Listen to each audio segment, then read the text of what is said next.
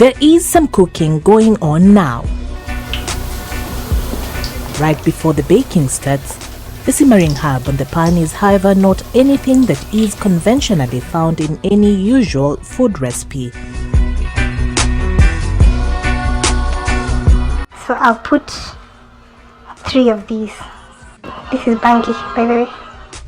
Yes, it is cannabis sativa, popularly known as marijuana, which is slowly finding its way into Kenyan kitchens as young people invent new ways of getting the high. The current popular trend being baking cakes, cookies or brownies with the herb. And the popularity of the cakes is evident as they seem to be on high demand, even on social media, as curious youth source for them. The cost of the cookies ranges from 50 to 100 shillings depending on the quality and where you get them from. Though those who trade in the special cakes are very guarded, information on where to get them is readily available in most of the campuses across the country.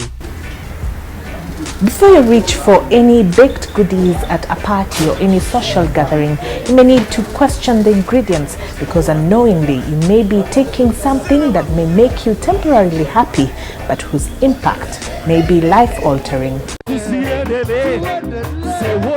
But still, young people, especially university students, are drawn to the popular happy cookies, though when asked about it, a sizable number profess ignorance. You know, this is a metropolitan university. People are coming from all over the country. Yeah? So if you're not from Nairobi, you don't know what they're those. Yeah, so I don't know what they are. Happy cookies, nimesikia na wewe hiyo. While those bold enough to acknowledge the trend maintain they have never indulged in the habit. Yeah, I've heard about them. Okay, you've heard about them. Heard but not taken them, yeah. I've only heard about them. And then there are those who admitted to having tried it, albeit regrettably. Yes, I've taken with cookies, but I wouldn't want to take them again. Back to the cooking process. The chef wishes to remain anonymous for obvious reasons, so we will call her Chantel, who tells us that though they will not admit it, most of college students not only know of the happy cookie, but it is part and parcel of the college experience. They're really quite popular, especially in the college setup. They're actually a normal day-to-day thing, especially after exams, the days after exams. When people have finished exams, there will be a party And the cakes are not the only foodstuff with a little kick to it. There's also little marijuana chocolates. They're like little round, they look like coins, and they're really strong, so you're usually advised to maybe just eat half in one night. Or there's people who've had like 1 or 2, and the reported effects have been unpredictable, mind-altering. They get high. Now the cake is in the oven and it continues to bake. As it does so, Chantel tells us about what these so-called happy pastries can do to a person who ingests them. The most common one is hysterical laughing. You can laugh at anything or nothing at all. I've seen people who go paranoid. Either they think there's something walking on the ceiling upside down, or they think the cops have come. Sounds funny until you hear from medical practitioners the extent of the effects of marijuana use. The main effect actually to the human person is in the heart, or what you call the cardiovascular system. And what happens when you take marijuana is that released into your body are substances we call catecholamines, which are hormones that are responsible for increasing the heart rate and the power with which your heart is beating.